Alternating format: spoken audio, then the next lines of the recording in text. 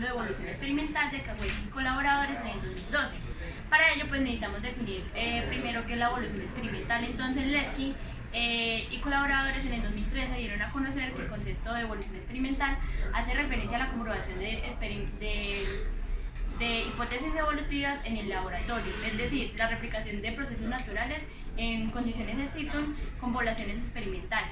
Y también él dice y aporta algo muy importante y dice que el fruto de la evolución adaptativa, el fruto de la evolución experimental son las mutaciones adaptativas. Bueno, y aunque no parezca, desde hace mucho tiempo la evolución experimental se viene dando desde Darwin y Mendel. Darwin con la explicación que daba de la domesticación o de la evolución de los picos de las palomas, y Mendel, como sabemos con los guisantes, ya empezaba a hacer experimentación evolutiva aunque no tuviera ese nombre. Otro ejemplo de esto es la domesticación que hemos hecho con el maíz, con el banano, con los perros, y de hecho en 1917 trató de hacer un experimento explicando cómo se da la domesticación de los perros. Uno de los primeros estudios que se realizaron in situ fue realizado en 1880 por William Dallinger, el cual utilizó organismos unicelulares en una incubadora. Lo que él hizo fue, lo realizó durante 7 años, inició controlando la temperatura de 16 grados Celsius y después la fue aumentando gradualmente hasta 70 grados. ¿Qué encontró? Encontró que los primeros organismos eran capaces de adaptarse o de adaptarse a las condiciones de temperatura bajas, y en los últimos organismos las cepas evolucionaron para poder adaptarse a las temperaturas altas de 70 grados Celsius, pero no eran capaces de adaptarse a las temperaturas. Este pues, es un ejemplo claro de selección de estos organismos, pero este primer trabajo pues hubo algunas limitaciones, que pueden haber hecho réplicas, lo cual pues hace que se perdiera mucha información durante este tiempo que lleva. Bueno, luego con la aparición de quimiostatos en los años 50, los años 1950, entonces ahí se abre el campo de la evolución experimental hacia los microorganismos, pues debido a que el quimiostato es un aparato que lo que hace es mantener a las poblaciones de microorganismos en su tasa máxima de crecimiento en todo momento. Entonces este aparato les permitió a los científicos controlar sus poblaciones y tener un número máximo poblacional permitido en estas especies.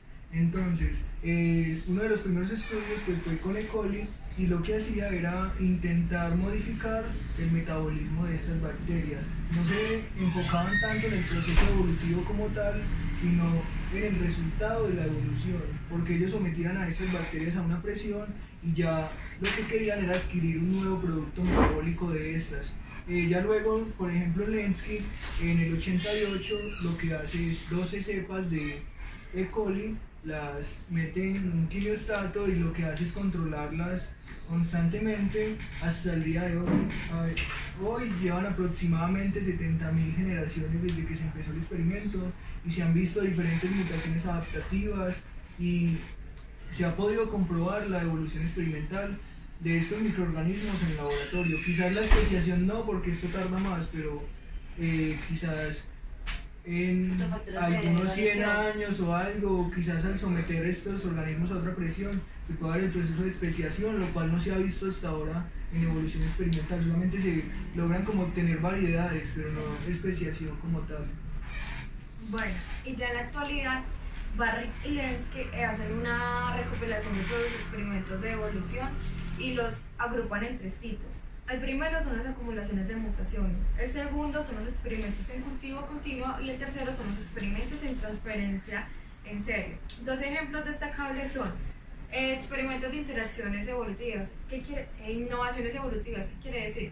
Que una innovación solo requiere de una mutación. Tal fue el caso de unas cepas de Myxococcus santos, en donde se encontraron 14 mutaciones generadas en 1000 generaciones, las cuales causaron la pérdida de la motilidad.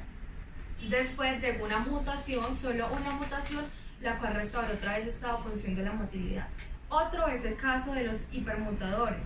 ¿Qué quiere decir los hipermutadores? Quiere decir que hay altas tasas de mutación, las cuales pueden poner en riesgo la población.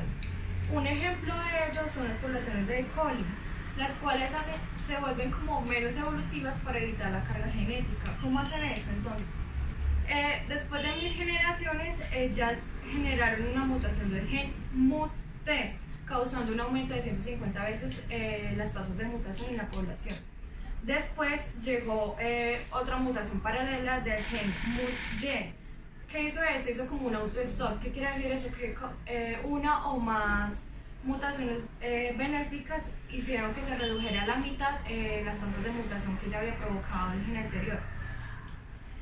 ¿Cómo hizo esto? Ella eliminó incorporaciones de nucleótidos que habían causado, nucleótidos erróneos que habían causado el mutante anterior, y este lo que hizo fue como volver a corregir esos nucleótidos erróneos en la replicación del ADN.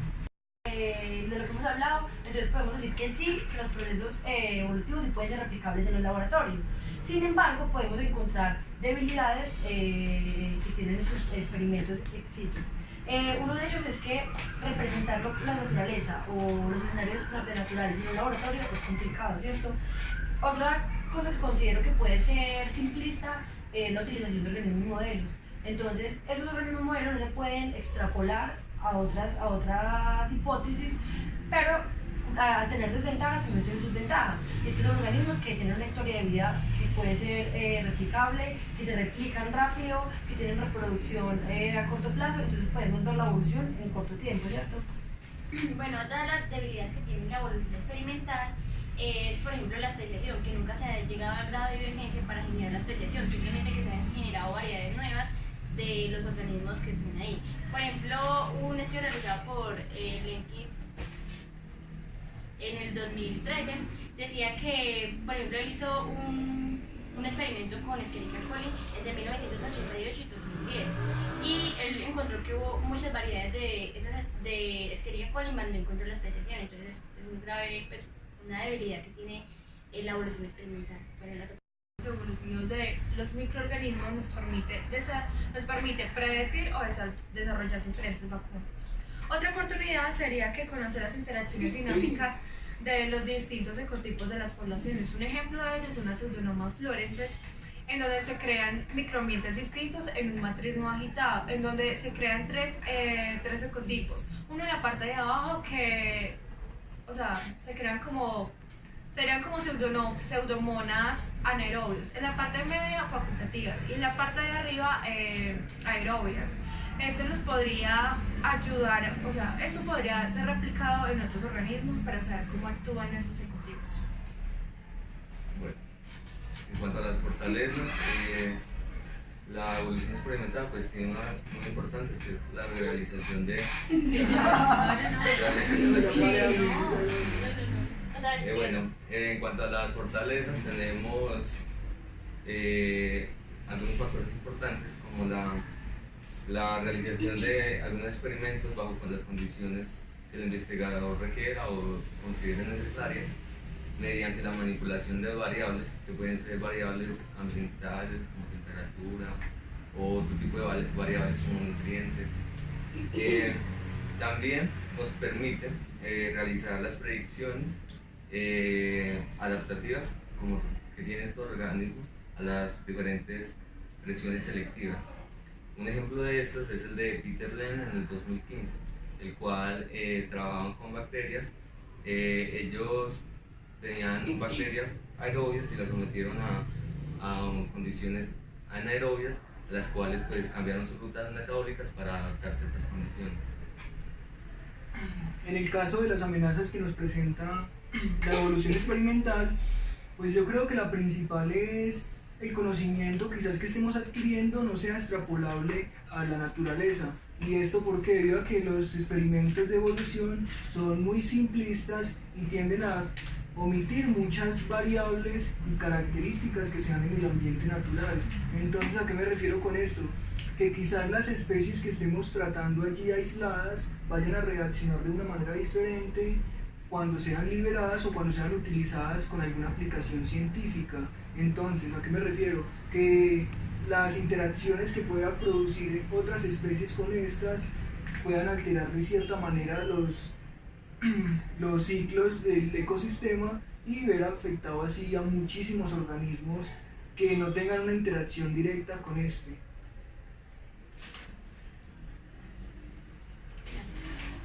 ¿Qué papel cumple el equilibrio Hardy-Weinberg en la parte ex situ? Entonces vamos a explicar un poquitico. En general, el equilibrio de Hardy-Weinberg lo que trata de decir es que las proporciones genéticas de las poblaciones se mantienen estables mientras no hayan fuerzas externas o evolutivas que estén impuestas en la población. Bueno, para responder como tal entonces a la pregunta de qué papel juega el equilibrio Hardy-Weinberg en la evolución experimental, nosotros concluimos en general que es un punto de partida, es un punto de comparación para entender que las poblaciones no se encuentran en equilibrio, o es una hipótesis nula para entender que hay otros procesos que influyen en ese, como la selección natural, la mutación, la deriva, entre otros.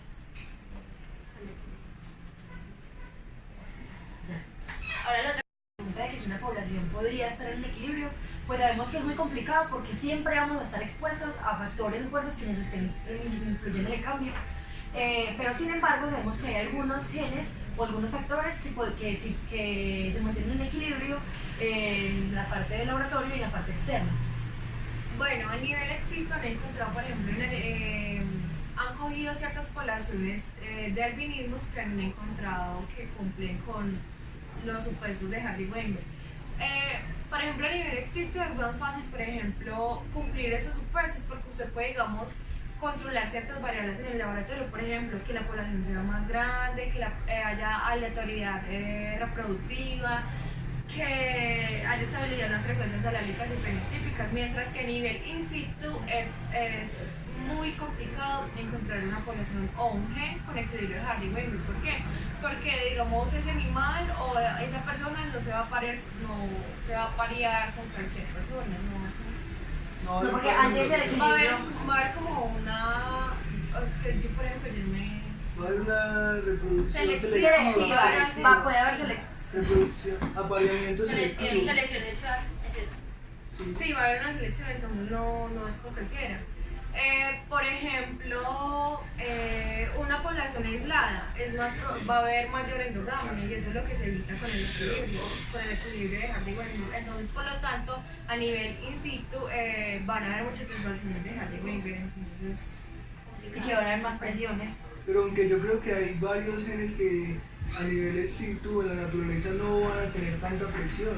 Por ejemplo, esos genes en los machos que son en esas aves, por ejemplo las aves del paraíso que tienen las coloraciones muy intensas y que ya casi todos los machos o todos los machos de esa población tienen esas coloraciones, esos genes van a estar menos en cambio, diría yo. Quizás ese tipo de genes se puedan encontrar en equilibrio en las poblaciones. Otros genes que son más adaptativos, aunque no estoy diciendo que este no sea adaptativo, pero otro que sea como una función metabólica o algo, quizás este sea más... Y yo creo que también depende de las presiones. Por ejemplo, cuando hablábamos de la selección sexual, sabemos que quizá los machos puedan tener más fuerzas porque hay más competencia entre ellos para la elección de la hembra. En cambio, la hembra como no tiene esa fuerza de tener que cambiar para poder ser seleccionada sexualmente, entonces la coloración de la hembra puede ser café. En cambio, los machos cada vez tienen que generar estructuras, cambios, coloraciones para Claro, la pero entonces selección. la cuestión es que en la naturaleza quizás sí podamos encontrar ese equilibrio, pero es un caso raro. Sí, Sí, en un gen y no en muchos genes que digamos. Sí, es verdad. mientras que a nivel in situ es más fácil tomar cierta población y evaluarla. Controlarla. Porque Claro. a nivel in situ... A nivel ex situ es más fácil controlar quitar las presiones para muchos genes y que esos queden en equilibrio. Entonces es posible quizás ver en evolución experimental organismos con gran parte del genoma en equilibrio, quizás, pero pues no Por he visto ejemplo, el caso. hay un estudio realizado por Alarcón y Borbón en el 2012 que hace la caracterización genética de cocodrilos intermedios y encuentran que hay un equilibrio de dos loci, que es el CJ20 y el CJ3216. Y encuentran que son poco polimórficos y que se encuentran en una población grande. Sí, en equilibrio. Tienen todos los puntos del equilibrio. Pero eso se hizo a nivel ex situ. Sí. Los procesos que influyen en la evolución, la selección es un proceso por el cual, como su nombre lo indica, seleccionan ciertos individuos aptos para poder vivir o reproducirse en cierto medio o lugar. Otro factor que influye en la evolución es la mutación, la cual aumenta la diversidad genética de los organismos y moldea, nos moldea el camino de la evolución. Se podría decir que si no hay variación genética en los organismos de las poblaciones, pues no se podría ver los procesos de evolución en el tiempo. Listo, otro de los mecanismos evolutivos es la deriva genética, que esto es un proceso que disminuye la diversidad biológica. ¿Y cómo se da? Entonces lo que hace es fijar o disminuir las frecuencias alélicas de ciertos genes y aumentarlas de otros. El otro proceso es el flujo genético, que se puede dar o que consiste en la migración de ciertos individuos de una población a otra, introduciendo ciertos alelos en poblaciones o en acervos genéticos ya establecidos. Bueno, otro ejemplo que encontré que me pareció muy interesante es de unos autores que en 2015 trataron de generar adaptación, ¿cierto? Por medio de selección en unas bacterias. Entonces tomaron una cepa, una bacteria, y estos investigadores hicieron 115 poblaciones, o sea, 115 medios. Sembraron la misma bacteria en las 115 siembras. Ellos lo que querían hacer era, por medio de temperatura, ¿cierto?, generar adaptación de estas bacterias y ver cómo respondían a altas temperaturas. Las bacterias normalmente crecían a 37 grados centígrados y ellos le subieron 10 grados, aproximadamente, que son como 42 grados centígrados, las presiones que les estaban generando. Entonces, tomaron la misma bacteria y la sembraron en los medios, replicaron la siembra y a todas les colocaron la misma temperatura, ¿cierto?, la misma presión de selección. Y ellos querían ver cómo respondían la misma bacteria en todos los medios, todas las replicaciones que se hizo ante esta presión. Entonces fue muy interesante porque en general vieron que habían cambios en cuanto a mutaciones y encontraron 1.368 mutaciones. Y lo interesante es que no todas presentaron las mismas mutaciones. Entonces uno diría, las mismas bacterias con las mismas presiones en el mismo medio controlado. Sin embargo, la misma bacteria, que era de la misma especie, presentaron diferentes mutaciones. Entonces ellos lo que hicieron para saber este resultado fue que tomaron una bacteria de los 115 medios. Entonces sacaron una bacteria aquí, una bacteria aquí, y sacaron 115 bacterias y estas las replicaron su genoma. Y ahí es donde pudieron ver de que habían bacterias que presentaban la misma mutación, como habían otras que presentaban mutaciones diferentes. Entonces uno se pregunta, ¿cómo es posible que la misma bacteria con el mismo, ¿cierto?, con los mismos ambientes y las mismas presiones puedan tener diferentes formas de expresarse? Y una cosa que ellos explicaban era que por medio de la epístasis, ¿cierto? Entonces era como cada bacteria, pero uno diría, uno se supone que es la misma especie, entonces uno diría, la epístasis sería la misma porque es la misma especie, pero entonces podríamos estar viendo, no sé, cómo responder esa pregunta.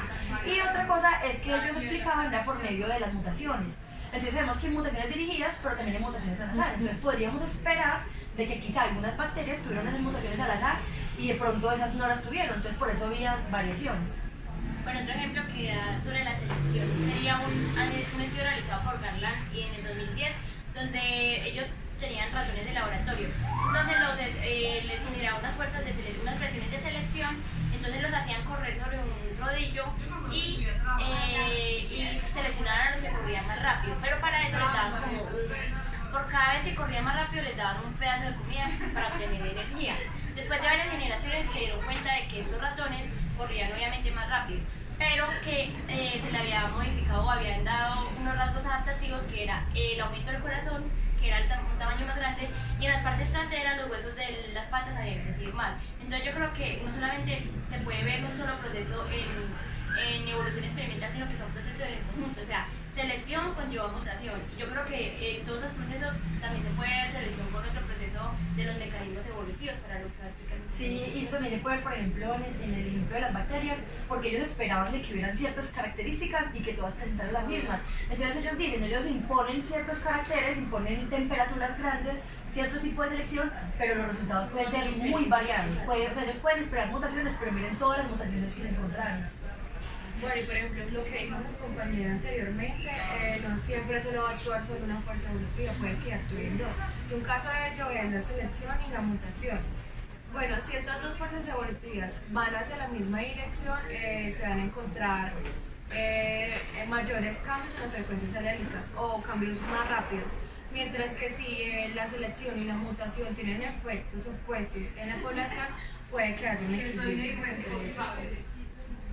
Y a manera de conclusión, Bueno, por otro lado tenemos que para poder analizar y manipular estos mecanismos evolutivos, yo considero, o yo creo que todos consideramos que se debe tener en cuenta la historia de vida del organismo que estamos llevando a la evolución experimental y la hipótesis evolutiva que estamos planteando. Entonces, después de eso podemos decir, vamos a manipular tal organismo de esta manera porque su proceso de vida es este. Y los análisis que vamos a hacer son de acuerdo a un proceso de evolución, o sea, un proceso selectivo, ADN o cualquier otro de estos. Bueno, igual probar los otros supuestos de los que hemos hablado, que deriva el flujo genético. Entonces los científicos, como ya tienen el genoma secuenciado de sus organismos en el laboratorio, de sus primeras poblaciones, entonces lo que hacen es monitorear cómo varía el flujo genético en esas poblaciones y ver si esto es influenciado por la deriva. Y pues en el caso del flujo, pues se da modulado o restringido, pues uno puede introducir nuevos organismos con cierto acervo genético de otra población que puede aumentar la riqueza genética de nuestra población experimental, o puede ser completamente restringida donde no entra ni sale ningún tipo de información genética del experimento. Hay otra cosa que yo pienso agregar, y es que, por ejemplo, uno siempre espera, por ejemplo, en el ejemplo que estaba dando, que ellos pensaban en la inflexión, ¿cierto? Pero puede darse el caso de que las bacterias no pueden adaptarse. Entonces las temperaturas son tan altas que pueda llevar muy bien a deriva. Entonces al principio diría, no, vamos a generar adaptación, pero puede que no se adapten. Entonces puede llevar a un caso de deriva. Entonces Claro, eso es porque muy... llevaría a una extinción. disminución demográfica, lo que se llama un cuello de botella. Exacto, y ya no sería adaptación porque no tiene la variabilidad para responder a... Claro, y ya esa población quedaría vulnerable debido a que quedaría sin esa amortiguación genética para soportar diferentes presiones del ambiente. Probar los otros supuestos de los que hemos hablado, que deriva el flujo genético. Entonces los científicos, como ya tienen el genoma secuenciado de sus organismos en el laboratorio, de sus primeras poblaciones, entonces lo que hacen es monitorear cómo varía el flujo genético en esas poblaciones y ver si esto es influenciado por la deriva. Y pues en el caso del flujo, pues se da modulado o restringido, pues uno puede introducir nuevos organismos con cierto acervo genético de otra población que puede aumentar la riqueza genética de nuestra población experimental, o puede ser completamente restringida donde no entra ni sale ningún tipo de información genética del experimento. Hay otra cosa que yo pienso agregar, y es que, por ejemplo, uno siempre espera, por ejemplo, en el ejemplo que estaba dando, que ellos pensaban en la inflexión, ¿cierto? Pero puede darse el caso de que las bacterias no pueden adaptarse. Entonces las temperaturas son tan altas que pueda llevar muy bien a deriva. Entonces al principio diría, no, vamos a generar adaptación, pero puede que no se adapten. Entonces puede llevar a un caso de deriva. Entonces Claro, eso es porque muy... llevaría a una extinción. disminución demográfica, lo que se llama un cuello de botella. Exacto, y ya no sería adaptación porque no tiene la variabilidad para responder a... Claro, y ya esa población quedaría vulnerable debido a que quedaría sin esa amortiguación Variabilidad. genética para soportar diferentes presiones del ambiente.